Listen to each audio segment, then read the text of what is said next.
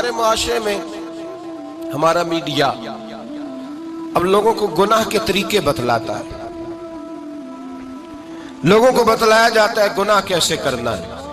वो कसूर के अंदर एक गिरोह पकड़ा गया जो इस तरह की बदकारियां करता था। वो क्या करते थे, कैसे इंजेक्शन लेते थे, किस कोठड़ी में क्या करते थे, सब दिखाया गया, सब दिखाया जाता है, एक एक जुर्म की दास्तानें। बल्कि अल्लाह तबारक व तआला फजल करे, अब तो ऐसी टीमें सामने आ गई जो जाके पीर पकड़ती हैं। कोई छप्पड़ पीर पकड़ लिया, कोई थप्पड़ पीर पकड़ लिया, कोई पकड़ लिया है। इनको ये भी तो एहसास होना चाहिए कि ये पीरी मुरीदी एक मुकद्दस शोबा है, ये रसूलुल्लाह की विरासत है। जहां तुम ये बात बयान करते हो कि ये थप्पड़ पीर मिला है, वहां ये क्यों नहीं बयान करते? एक पीर ऐसा भी है दुनिया में जो अजमेर के टिल्ले पे बैठा है और 90 लाख को कलमा पढ़ा के मुसलमान कर गया है। ये चीज तुम क्यों बयान नहीं करते? और फिर तुम पता नहीं किसको पकड़ के ले आते हो, न जाने कौन जाहिल था, अल्लाह जाने कौन था। तुम आओ मैदान के अंदर, हमारे सामने बैठो, हम तुम्हें कराची से लेकर खैबर तक लाखों खानकाहें ऐसी दिखाएंगे जहां आज भी खुदा का नाम लिया जाता है और मोहम्मद रसूलुल्लाह का दीन पढ़ाया जाता है। तुम लोगों को गुमराह करते हो, तुम लोगों को बतलाते हो कि ये सारे इस तरह के होते।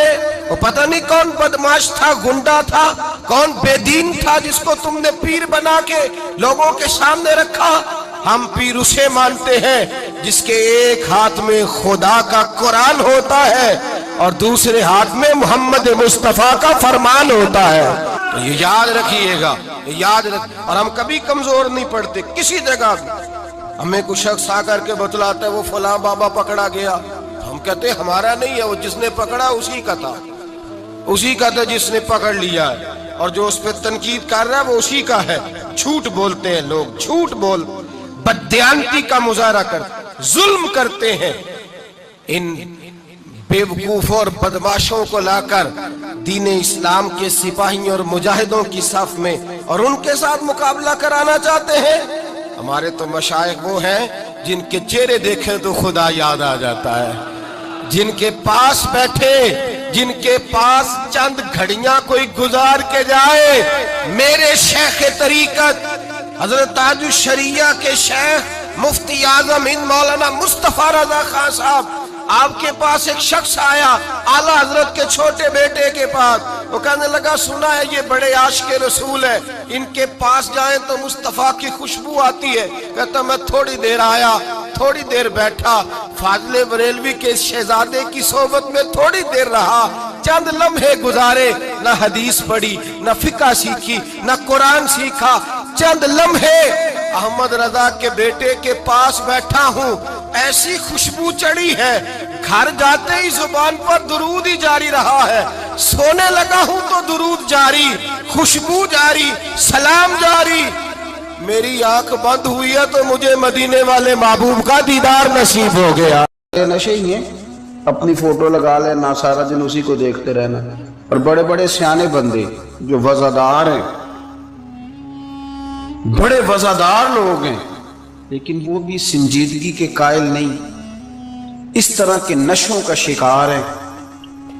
ये सारे नशे हैं जो हमने पाल लिए।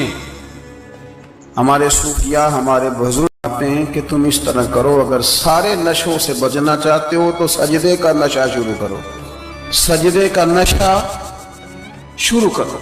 ये ना इकबाल कहते हैं हो अत्तार हो, रूमी हो, राजी। आप बात को समझें, अत्तार हो, रूमी हो, राजी हो, गजाली हो, कुछ हाथ नहीं आता बे आहे सहरगाही।